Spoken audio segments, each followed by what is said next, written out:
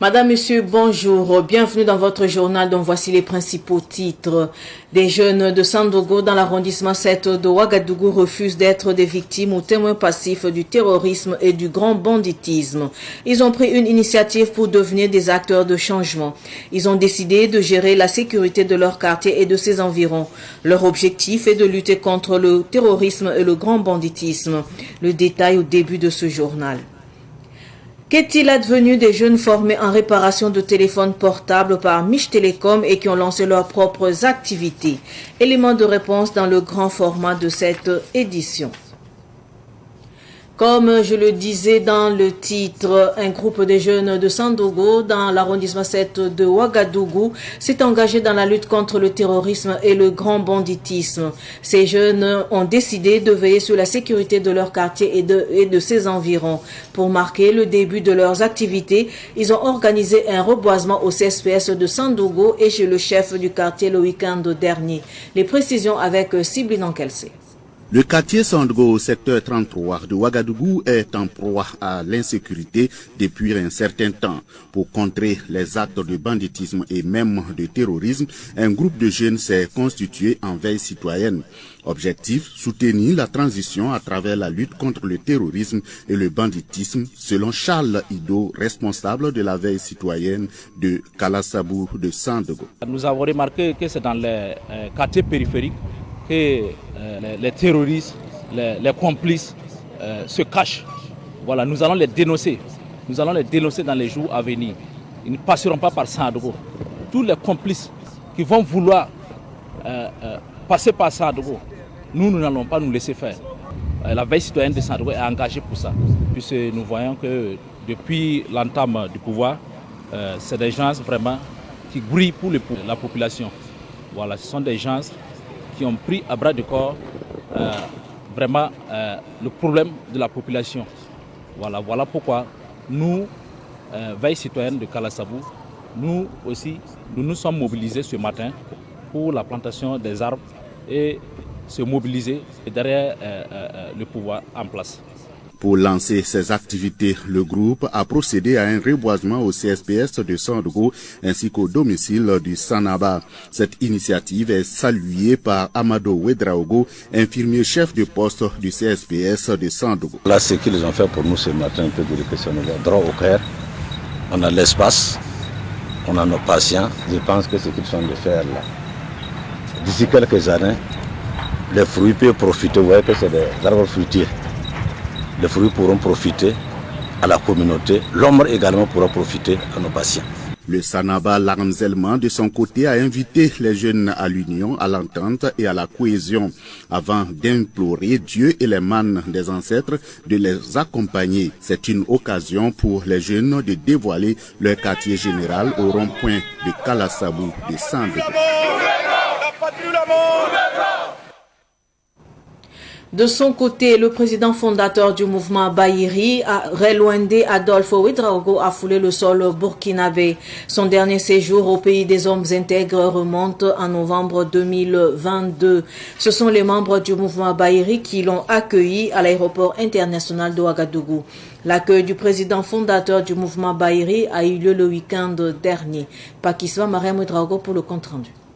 Le mouvement Bahiri est actuellement présent au Burkina Faso, au Mali et en Côte d'Ivoire. C'est dans une unité d'action que les membres répartis dans les 3 pays ont accueilli le président fondateur, Relwende Adolphe Ouedraogo, à l'aéroport international de Ouagadougou. Poignée de main, accolades et sourire des membres donnent une idée du niveau de leur joie. Sakina Ouedraogo est de ceux-là. C'est un honneur pour nous en tant que fils du Burkina Faso et qui appartiennent à ce mouvement qui regroupe en gros 3 pays tels le Burkina Faso, le Mali, la Côte d'Ivoire et sachant bien qu'il y a beaucoup de migrants qui subissent des violences étant burkinabés dans des sols différents, le mouvement Bahiri est une carapace qui englobe ou qui encadre toutes ces personnes-là afin que les droits puissent être revendiqués et puissent être honorés. Voir notre président sur le sol burkinabé et en même temps Ouagadougou, ce n'est qu'un honneur pour nous et nous l'accueillons humblement. Pendant son séjour, Relwende Adolphe Ouedraogo compte rencontrer les différentes structures du mouvement à Ouagadougou Bobo Dioulasso, Wayuguya pour le Burkina Faso, au Mali et en Côte d'Ivoire pour la bonne marche du mouvement. L'objectif est de pouvoir rencontrer les différentes structures du mouvement Bayiri en vue de voir dans quelle mesure nous pouvons travailler ensemble pour une cohésion fraternelle et sociale. Le mouvement Bayiri a été créé en 2021. Il a été reconnu officiellement en 2023. Il œuvre pour la promotion de la cohésion sociale. Le mouvement a déjà mené plusieurs activités comme un reboisement à Wayuguya, des remises de dons au profit des PDI et FDS, une contribution à l'effort de paix à hauteur de plus de 600 000 francs CFA. En décembre 2023, les membres du mouvement ont organisé un hommage à Yoro et fait un don aux membres de sa famille. Sacrifice et incantation à Borgo dans l'arrondissement 3 de Ouagadougou pour célébrer les journées des coutumes et traditions de Teng Swaba. Ils ont invoqué les manes des ancêtres pour demander la paix et la quiétude. C'était le samedi dernier en présence d'Abdoulaye Kinda.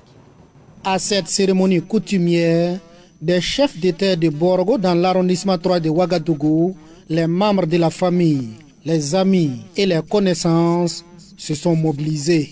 Ils ont apporté leurs poulets, leurs chèvres et leurs moutons pour les sacrifices. Alors l'événement phare, c'est la journée coutumière traditionnelle de Borgo. Alors que les ancêtres les ont légués. Ils ont commencé à faire les sacrifices là. Alors, suivant toutes les différentes chantiers d'hôtels coutumiers. Donc, ils ont demandé à ce qu'il y ait la paix, qu'il y ait la bonne pluralité, et chacun individuellement puisse, en tout cas, pour le cas des services que ça peut être exaucé. Ils font leurs vœux, alors si ça exauce, alors chacun revient l'année prochaine dans 2 ans, 3 ans pour, en tout cas, témoigner. Laurent Kaboré est venu de Conquistenga, dans la commune de Imasco, dans le Boulkemde. Nous sommes venus ici demander la paix pour la patrie, afin que vraiment nos aïeux puissent nous accompagner, les FDS, les VDP, ainsi que toute la population de Burkina Faso, pour que la patrie revive réellement la vie normale que nous vivons. Cette année, nous avons apporté des poulets. Nous avons demandé à ce que les années qui vont suivre là, que nous puissions apporter mieux en fonction des résultats, et nous ne doutons point que cela soit bien fait. Donc l'année prochaine, nous allons apporter plus. Après les rituels, ils se sont retirés sous l'arbre où le Nabakomde s'est retrouvé pour demander l'accompagnement dans sa mission de la reconstitution de la Haute-Volta. C'était l'occasion pour les Teng Soba d'inviter les autorités de leur attribuer officiellement cette portion de terre symbolique. Toutes les grandes petites et consorts, les grandes tombes des grands chefs de terre et consorts, c'est ici. Et c'est ici, c'est un village des chefs de terre. C'est eux qui font les sacrifices de chefs de terre, de Kampi, de Zongo, ainsi de suite, qui loin. Et maintenant, comme on réclame ça, qu'on n'est pas abandonné la tradition, alors la domaine là, depuis les céréales, ils ont parcellé, c'est laissé comme ça. Mais ils ne les ont pas encore attribué un papier qui prouve que c'est leur propriété. Voilà pourquoi ils doivent saisir de votre micro, alors pour demander, en tout cas, à travers vous, de transmettre en tout cas les plus grandes autorités, pour qu'ils puissent en tout cas les donner, en tout cas les superficies ils sont ici, pour qu'ils puissent en tout cas cultiver des sorgho pour en tout cas donner de l'eau à boire pendant les saisons à leurs ancêtres, alors, comme en tout cas lever la tradition. À cette occasion, Naba Panantougri de Manega, connu sous le nom de Maître Titenga Passeré, a invité la population à faire plus de sacrifices pour solliciter la quiétude et la paix. Parlons à présent de la célébration du Mouloud. Le docteur Aboubakar Doukouré a invité la population burkinabé à promouvoir le vivre ensemble à l'occasion de la célébration du Mouloud le dimanche dernier. Les détails avec Abdoulaye Kinda. À ce Mouloud sur le Cheikh Doukouré, plusieurs fidèles musulmans se sont mobilisés. Le message central est une invite faite à la population de promouvoir la cohésion sociale. Nous pensons que nous devons appeler à la sagesse toutes les voix qui prônent aujourd'hui la division, la ségrégation et la stigmatisation au sein de la communauté ou de la nation. Car la diversité est voulu par Allah subhanahu wa ta'ala lui-même quand il dit ceci, je le cite: et si Allah l'avait voulu, il aurait fait de vous tous une seule et même communauté. Mais il a voulu vous éprouver pour voir l'usage que chaque communauté ferait de ce qu'il lui a accordé. Rivalisez plutôt d'efforts dans l'accomplissement des bonnes œuvres, car c'est vers Dieu que vous ferez tous retour et il vous éclairera alors sur l'origine de vos divergences. Les fidèles musulmans ont prié pour la stabilité et la quiétude dans les différentes localités de Burkina Faso. Qu'Allah subhanahu wa ta'ala réconcilie les cœurs des filles et des fils de ce pays comme il a réconcilié les cœurs des Haous et des Khazraj. Qu'Allah subhanahu wa ta'ala vienne au secours de tous ceux et de toutes celles qui sont durement éprouvés par cette crise que nous connaissons tous, mais nous voulons parler particulièrement de ces déplacés internes, de ces veuves, de ces orphelins qui sont souvent loin de nos yeux. Qu'Allah subhanahu wa ta'ala soutienne davantage nos forces de sécurité et de défense, nos forces de défense et de sécurité ainsi que les volontaires pour la défense de la patrie. Des membres du gouvernement ont marqué leur présence à ce Mouloud. Ils ont remercié les leaders religieux pour leur accompagnement. C'est réellement venir traduire les mots de remerciement. Merci à vous, leaders religieux, merci à vous, les différents cheikhs, qui nous permettent aujourd'hui de pouvoir tenir la tête haute parce que nous avons pu toujours hisser le drapeau de Burkina Faso jusque-là. Nous savons que nous agissons sur le terrain, on n'est pas seul. Parce que chaque nuit, que ce soit les fidèles, que ce soit les cheikhs, vous lisez le Coran, faites des invocations, faites des prières, et nous savons que c'est toutes ces actions qui nous accompagnent sur le terrain. Donc, merci à vous pour ces actions.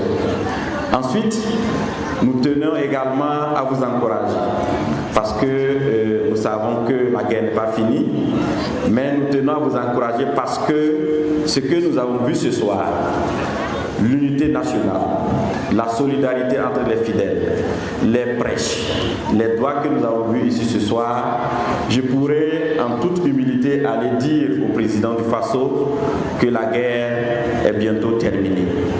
Le cheikh Aboubakar Doucouré a aussi appelé les guides religieux à la sagesse, à la tolérance et à bannir les propos discourtois. Place au dossier de cette édition avec l'entrepreneuriat des jeunes. Les métiers de réparateur de téléphones portables en vogue au Burkina Faso. Plusieurs jeunes ont bénéficié de formations de réparateurs de téléphones à travers Mich Télécom. Une équipe de Savane Média est allée à la rencontre des jeunes qui ont bénéficié de la formation et qui sont installés à leur propre compte. Un dossier signé Daouda Yamiro.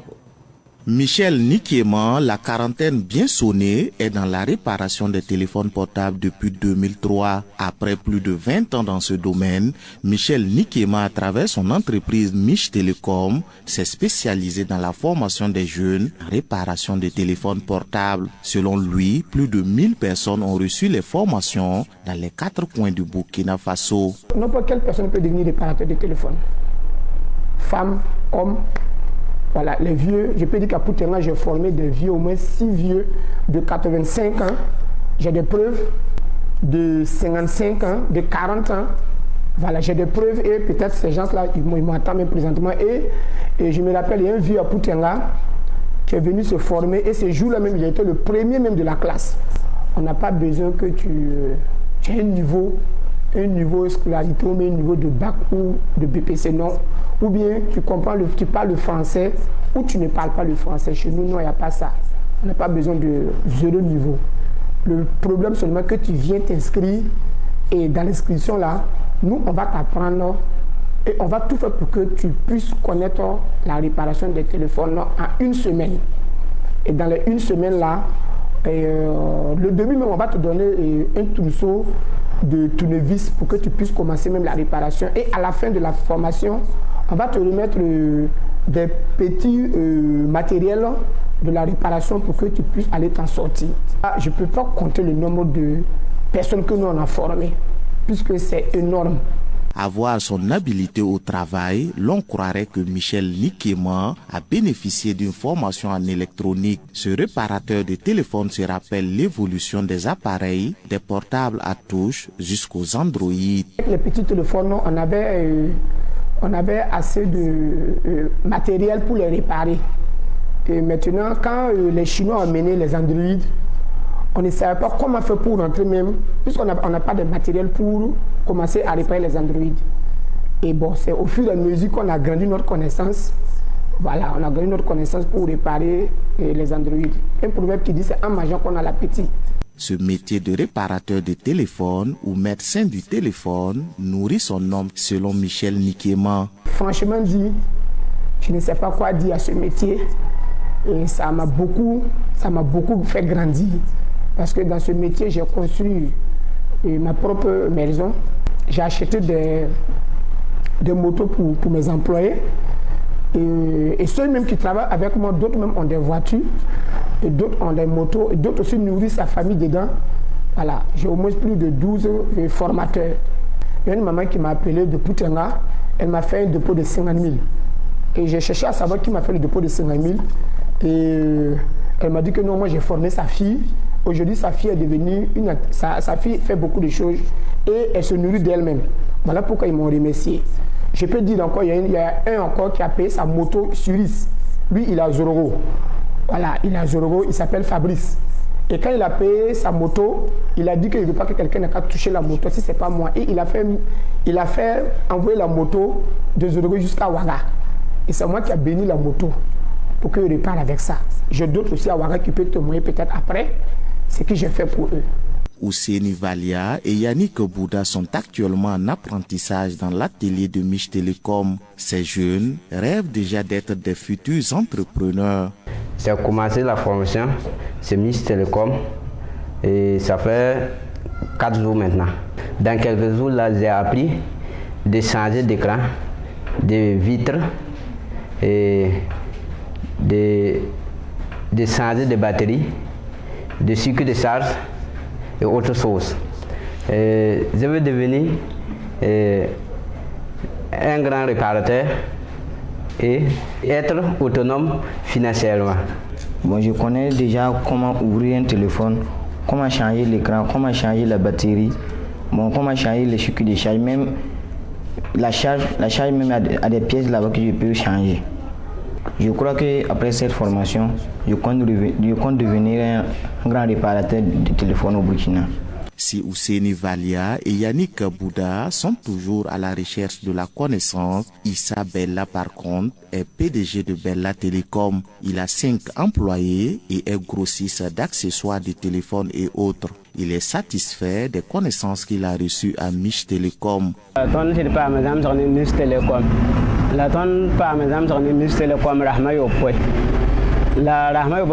C'est durant une semaine que j'ai été formé à Mich Télécom et les 7 jours passés là-bas ressemblent à 7 mois de formation. Cette formation m'a permis de connaître beaucoup de choses dans la réparation des téléphones et de gérer une entreprise. Sincèrement, la formation à Mich Télécom m'a été très bénéfique. Actuellement, je suis installé à mon propre compte où je vends des téléphones portables, des accessoires de téléphone, des télévisions et bien d'autres. Grâce à ça, je gagne ma vie et j'emploie plus de 5 personnes.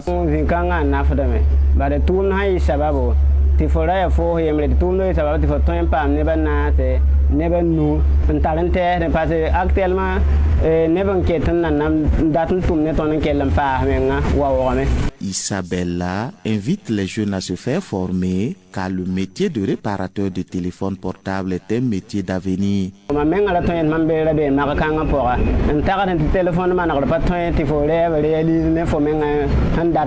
Avant que je ne commence la formation en réparation de téléphone, je ne croyais pas à ce métier. Pour moi, ce métier ne pouvait pas m'aider à réaliser mon rêve. Mais si tu appliques les techniques données par les formateurs, je pense que tu vas t'en sortir. Donc j'invite les jeunes à se faire former. Parce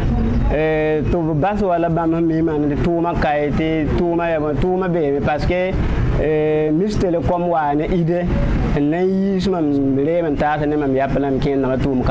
Michel Nikema et Mohamed Youssi, formateurs à Mich Télécom, appellent le gouvernement à soutenir les initiatives des jeunes. Je fais le travail à l'appel du président du Faso. Parce que lui-même, il a dit, chacun n'a qu'à mettre sa main dans l'entrepreneuriat pour aider la jeunesse à quitter dans le chômage. Et c'est ce que je fais depuis 4 ans aujourd'hui. J'ai aidé beaucoup de jeunes, femmes comme garçons, vieux comme vieilles, à faire la réparation du téléphone et à quitter même dans le chômage, je vais dire. Et moi, j'interpelle le ministre de l'Emploi et de la Jeunesse. S'il peut vraiment nous aider à avoir des kits de formation, de réparation du téléphone, à accompagner ces jeunes-là, puisque c'est comme je vous ai dit, on n'a pas de moyens financiers pour les accompagner et comme il le faut. Je fais avec mes propres moyens et je fais tout pour les satisfaire. Mais vous savez, on ne peut pas satisfaire tout le monde. La vie d'aujourd'hui, on peut s'en passer de tout, sauf téléphone.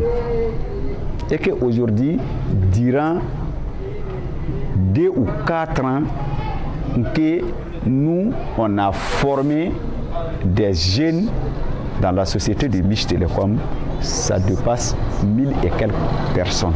Que ce soit au Burkina Faso, que ce soit un peu partout.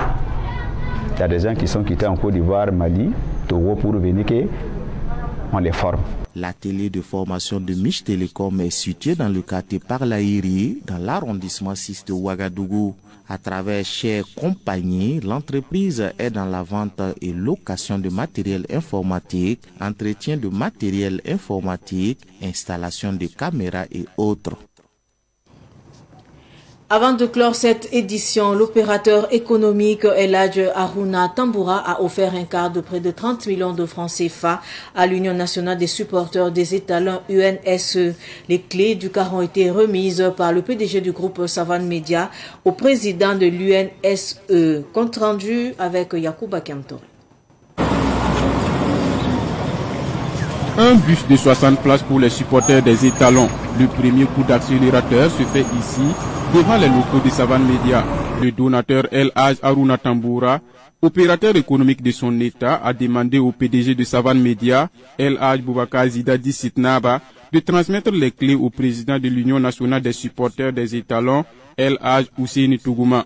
Mais les supporters, pour accéder au stade, souvent, il faut un moyen de déplacement. Pour aller d'un pays à l'autre ou d'une ville à l'autre, il faut un moyen de déplacement. Raison pour laquelle Alhaji Tamboura a penché qu'un car pouvait faire leur affaire. Il a décaissé une somme d'une valeur de près de 30 millions pour ce car-là. Donc la remise, il m'a chargé de remettre les clés au président des supporters. En recevant ce don, une première dans l'histoire de l'UNSE, le président El Hadj Ousseini Tougouma a exprimé son émotion et a ajouté que des voix plus autorisées, dont celle du ministre des Sports, Roland Somda, viendront transmettre les remerciements de l'ensemble du monde sportif burkinabé aux donateurs. Aujourd'hui, c'est un grand jour pour l'UNSE, l'Union nationale des supporters des étalons. C'est une première au Burkina Faso qu'un opérateur économique, en la personne de El Hadj Tamboura, vraiment s'est sacrifié, en tout cas payer un quart d'une valeur de près de 30 millions pour donner aux supporters, sachant bien que vraiment on est dans les besoins. Je ne vais pas trop parler, parce que si je vais trop parler vraiment, je vais m'induire dans des erreurs. C'est qu'on peut dire que Dieu lui rend ce qu'il a fait pour l'UNSE. Il n'a pas fait pour l'UNSE, il a fait pour le peuple burkinabé. Il a fait ça pour le sport en général. Moi, normalement, c'est le ministre des Sports, le président du comité olympique, le président de la fédération qui doivent dire le merci. Moi, j'ai dit d'abord le merci en leur nom.